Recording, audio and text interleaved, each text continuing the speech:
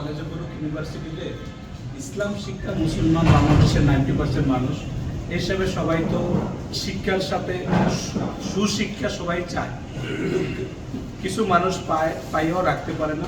90% মুসলিম রাষ্ট্রে আমরা চাই কোরআন বিরুদ্ধে যাতে কোনো আইন না হয়।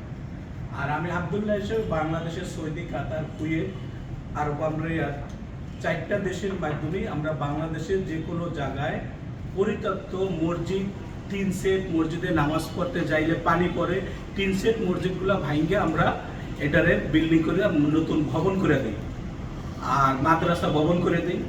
64 জেলা থেকে আমরা একটা ভালো আলোড়ন সৃষ্টি করছি আলহামদুলিল্লাহ। আমাদের কুয়েতের সোসাইটির মাধ্যমে 64 জেলায় করতেছি।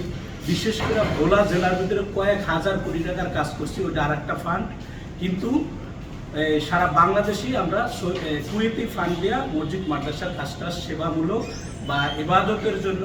আমাদের তো প্রত্যেকটা কাজই 24 মডেল মোহাম্মদ সাল্লাল্লাহু আলাইহি সাল্লামের তরিকা, প্রত্যেকটা কাজ, খাওয়া দাওয়া, ঘুম, ব্যবসা বাণিজ্য সবই ইবাদত।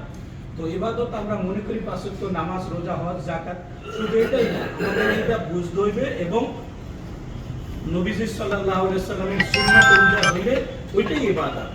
তো আমরা যাতে সুন্নাতুন উখরিজাতুল লিন্নাস, মানুষকে বানাইছে মুহাম্মদ সাল্লাল্লাহু আলাইহি সাল্লামের আদর্শ নিয়েই পাঠাইছে। আর মুহাম্মদ সাল্লাল্লাহু আলাইহি সাল্লামকে